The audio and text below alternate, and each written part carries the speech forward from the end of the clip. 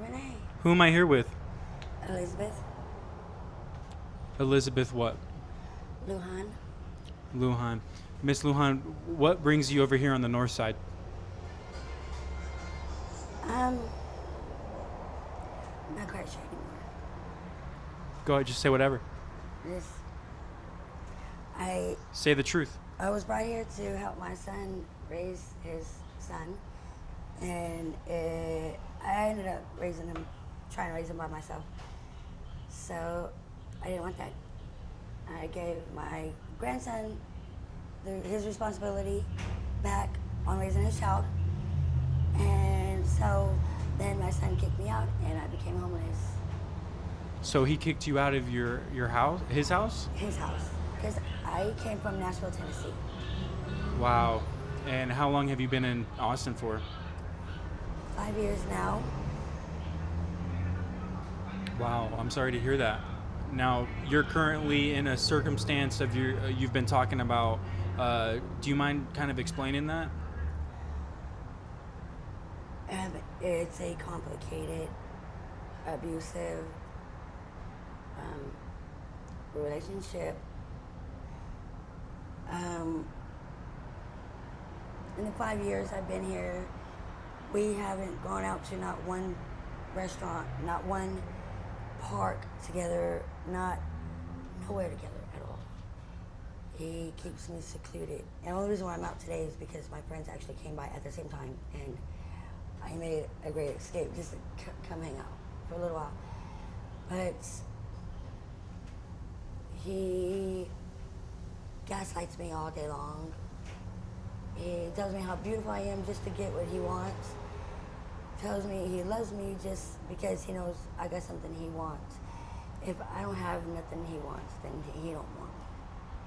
Like today, if I go back home and I spend my money shopping and didn't buy no drugs, he's gonna be pissed. And you went to get some clothes today? Yes, I went to get some clothes today because he kicked me out 2 weeks ago, and somebody offered to help me, and instead of that person helping me, they packed all my things in their truck and then left with all my things. So I'm having to get new clothes all over again. What is keeping you in that abusive relationship? The fact that I don't want to be out on the streets. I don't want to be out in the streets, and I don't want to have to keep sleeping in a camp because it's not cool. It's not where I belong. It's scary out there. There's a lot of people out there, and You've lived in camps before? no. My first camp that I tried to live in, they kicked me out because I won't listen to nobody who don't know how to respect me and talk to me how they want to be treated. And a lot of guys, they're intimidated by me.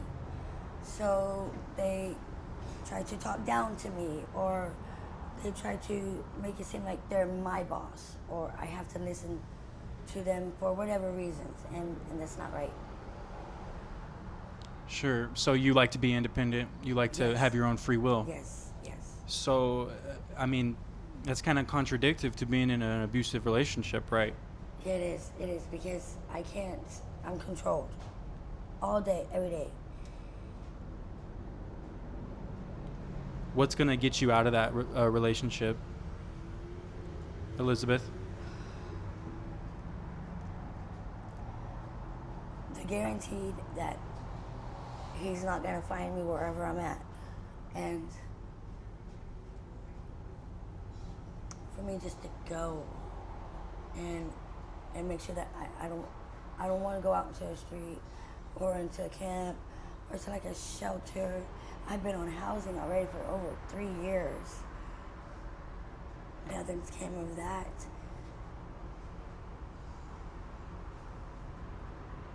Just a place to live, my own. Elizabeth, if I told you I had a spot for you through administration in a house that could protect you from, this relationship, would you be willing to, move forward? Yeah. So I've been trying to go sober myself already. I looked into some recovery centers, but he's not gonna let me go so easy. What is your DOC? Meth. Yes, ma'am. That's it. How long have you had a relationship with that substance? I would have to say about 7 years. That's it. I've been clean off of heroin for 8 years. I was a heroin addict for 20 years, and I didn't want to do it no more. I didn't go to no recovery. I didn't get no help, no rehab. I stopped it myself. And within that year, I had did the meth, and I haven't fallen off not once, and I'm proud of that. Wow. Congratulations on recovering from that other one. Now, it sounds like you kind of just moved, you know. Yeah, I see it that way too. Right. I see it like that. But at the same time, I mean, there's days, there's weeks that go by that I went on strike not too long ago on, I'm not buying it. I'm not buying it for nobody. I'm not doing it. And I stayed that way for a good minute. And he was saying he was proud of me, but he wasn't. He was slowly working it back into my system without me knowing. That's a terrible relationship you're in.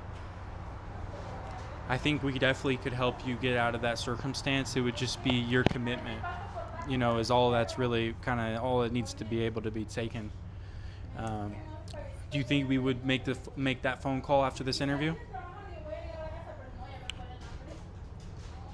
I would have to get some things situated, but yeah, I would.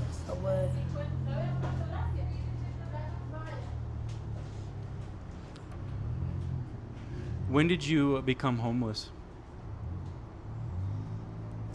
5 years ago, when my son said I couldn't live there no more. Have you ever been before that? I didn't even know what homeless was. I didn't even know it was real.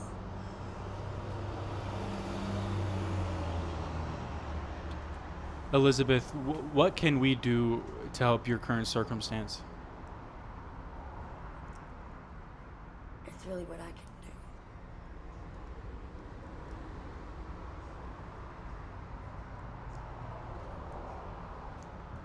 We were talking on the bus, Elizabeth, and you were telling us the reason why you don't leave is because of how hard it is trying to exist out here. It's hard. And these guys, they make it harder for us. They like to sit there and watch us struggle and then make it even harder.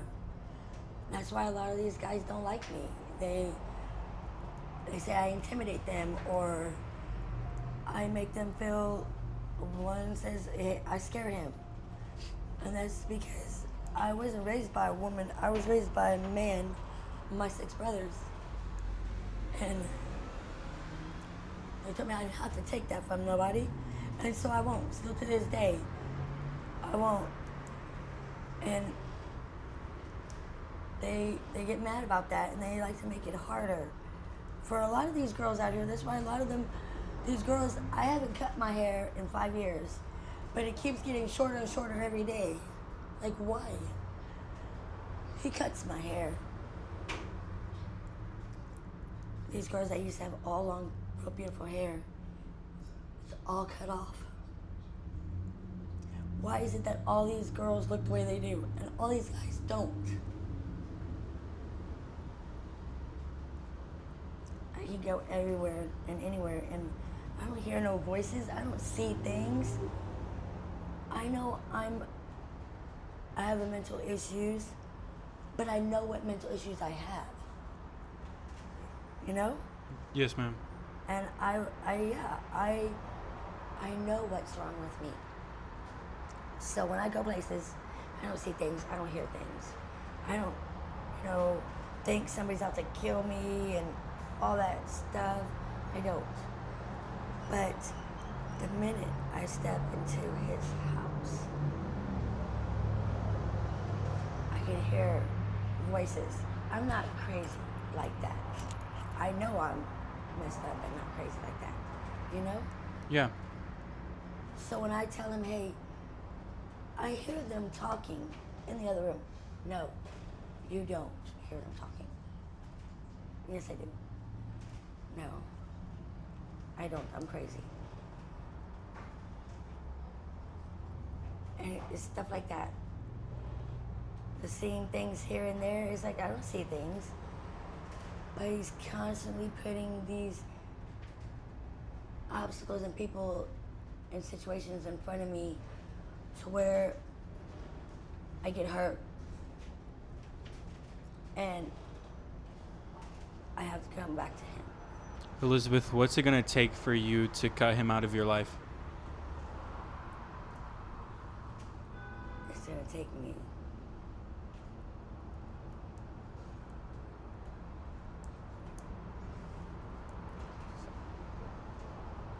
to just leave him.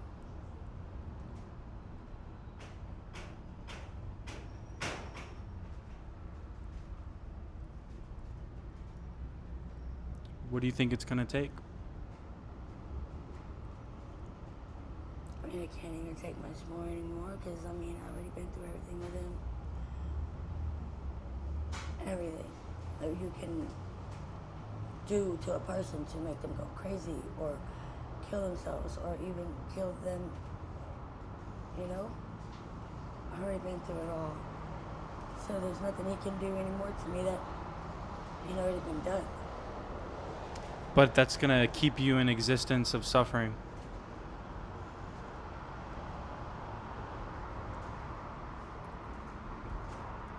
I shouldn't have to anymore. I did all I could for him.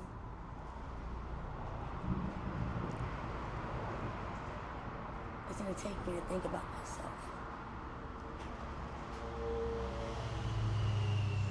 Stop worrying about him.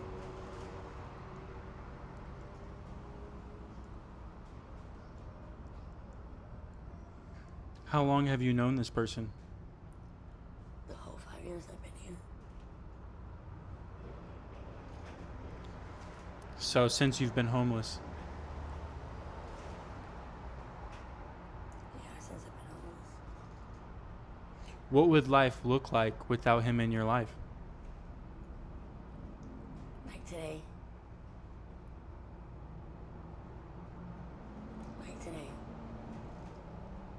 I had a good time. Hung out with some friends. No fighting, no arguing. No drugs involved.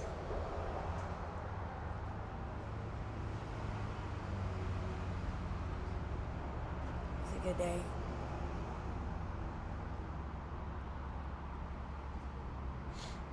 When you get those things in order, are you going to reach out to me? Yes. I have to. Because it's not going to stop. It's not. He don't care. He don't care. He don't love no one. He don't even love his mother the way he talks to her and treats her too. The city sent out social workers for us. But he's so good.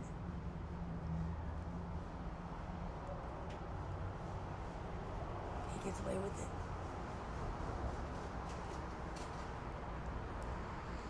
Elizabeth, I think at this point all we can do for you is, take you into the rehabilitation place that I know, okay? In the ministry that I know, okay?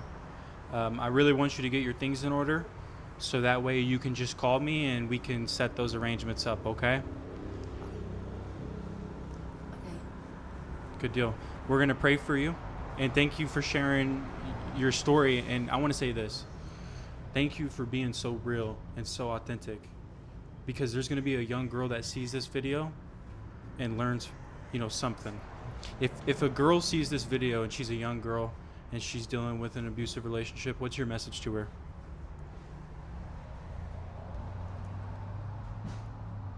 You're better than that. You gotta know your worth. Nobody deserves that. No. Not even a woman. No. Thank you, Elizabeth. God bless you.